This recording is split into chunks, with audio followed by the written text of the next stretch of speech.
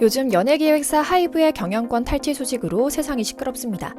소녀시대를 키워낸 이수만의 SM 소속으로 평사원 입사 후 임원까지 승진했다가 거액의 연봉과 지분을 받고 방시혁의 하이브로 넘어갔던 여성이 방시혁의 쿠데타를 일으켰다는 건데요. 그녀와 유난히 친하게 어울렸던 SM의 대표 걸그룹 소녀시대 제시카의 충격적인 근황이 알려져 화제를 모으고 있습니다. 한국인의 정체성을 버리고 원래 국적인 미국인임을 내세우며 중국과 대만 등 한국 바깥의 나라들에서 돈을 쓸어 담고 있는 건데요. 한국은 절대 들어오지 않으면서 동시에 요즘 시끄러운 민 대표와는 가깝게 교류하며 과연 돈돈돈하면서 조직 해치는 사람들이 유유상종하는구나 하는 생각이 들죠.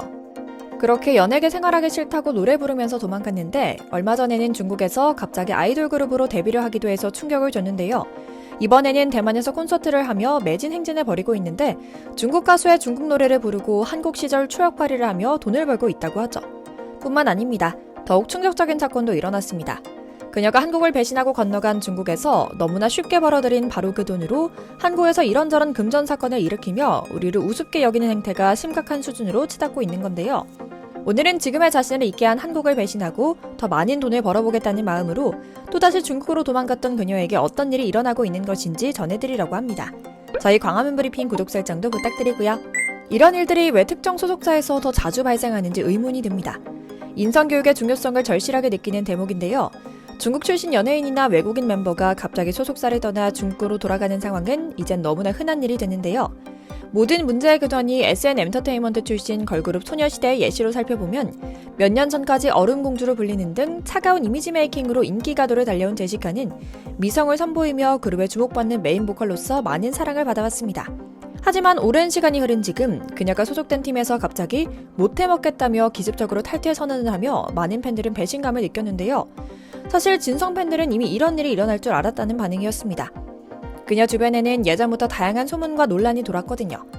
물론 연예인의 주변엔 항상 많은 관심과 노이즈가 따르는 것이 사실이지만 제시카의 경우에는 특히 큰 관심을 받았습니다.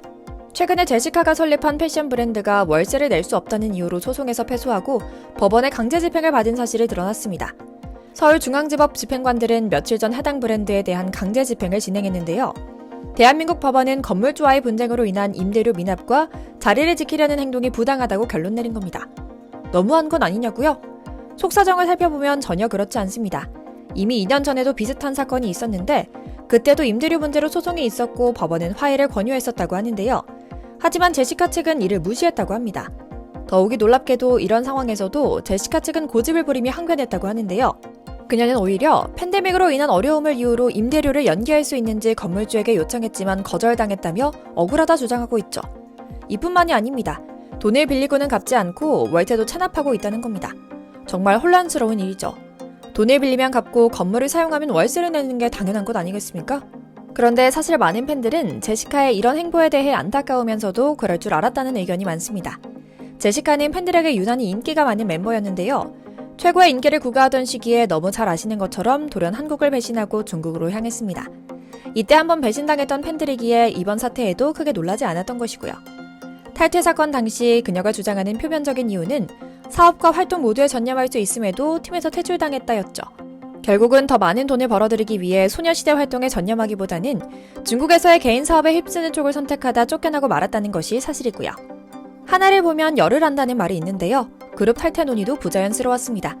잡음이 나오기 시작한 2014년부터 개인적인 사유로 포장된 사업 확장을 위해 일방적인 탈퇴 의사를 표하다 갑자기 번복하는 등 왔다 갔다 하는 모습을 보였거든요. 결과적으로 소속사로부터 퇴출 통보를 받자 중국 SNS로 쭈르르 달려가 회사와 나머지 멤버로부터 오늘부로 저는 더 이상 소녀시대의 멤버가 아니라는 통보를 받았다.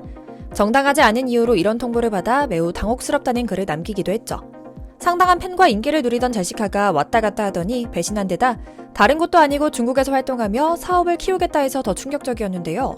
기왕 그렇게 갔으면 사업이라도 잘했으면 모르겠습니다. 한국에서 받은 수많은 사랑과 인연을 모두 외면한 채 중국으로 떠난 제시카는 자신의 이름을 걸고 패션 브랜드를 런칭하기도 했는데요. 자신만의 브랜드로 홀로 소개를 하겠다더니 결국 소녀시대 인지도를 이용하는 수준에 그치고 맙니다. 소녀시대 멤버 타이틀을 잃어버린 그녀가 설 자리는 더욱 좁아져 있었는데요. 심지어는 그녀의 잘못된 판단으로 일어난 80억대 채무 불이행 소송까지 휘말리게 됩니다. 결과적으로 한국에서의 활동으로 쌓은 막대한 부와 이미지마저 실추하게 됐고 그녀는 특단의 결단을 내립니다.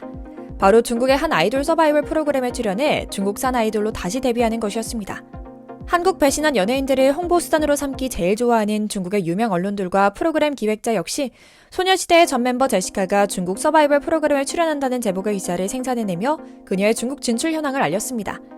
승풍파랑 적저저라는 프로그램은 30대 여성 연예인 30명이 모여 서바이벌을 거쳐 5인조 걸그룹으로 재데뷔를 하는 컨셉입니다.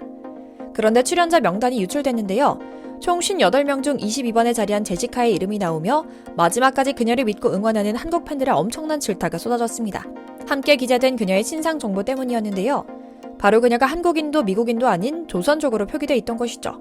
스스로의 뿌리에 대한 존중이나 이해가 없으니 처음부터 한국을 배신하고 중국 넘어가는 일이 너무나 쉬웠던 것일까요?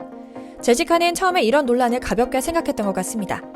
팬들이 격렬하게 항의했음에도 침묵으로 일관하며 잠잠해지길 기다리다 개인 SNS에 곧 방영될 중국 방송에서의 새로운 모습도 응원해달라라는 글을 작성해 논란을 일축하려고 했던 것인데요. 하지만 그녀의 물타기 시도에도 논란은 쉽게 수그러들지 않았습니다. 그녀의 소극적인 대처에 한국 활동 시절 국적을 속인 것이냐는 의혹까지 나올 정도였으니까요. 결국 소속사는 그제서야 그녀는 중국 조선족이라는 내용은 소속자가 제출한 내용이 절대 아니다. 방송사 측의 조선족 표기는 가짜라며 정정 보도를 요청했다라는 입장을 내놓았죠. 그런데 정말 놀랍게도 소속자의 주장과는 달리 방송사 역시 자신들이 작성한 것이 아니라고 했다는데요. 서로 책임을 전가하기 바쁜 모습에 대해 중국인들은 냉랭한 반응을 보였습니다. 중국에 돈 벌러 온 주제에 기분 상한 티를 내는 게 맞냐? 이미 한국 배신하고 왔으면 중국에 충성해라 라는 등의 냉소가 전부였죠. 사실 한국과 중국 양쪽에서 이익을 극대화하려던, 즉 두 얼굴로 살아가며 바짝 돈을 벌어보려던 인물은 그녀가 처음이 아닙니다.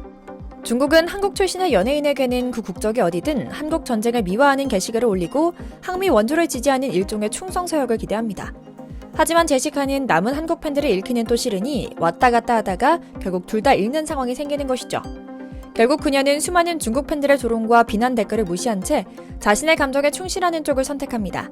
일이 생각처럼 잘 풀리지 않자 SNS에 한국이 그립다는 코멘트를 덧붙인 게시글을 업로드했던 것인데요.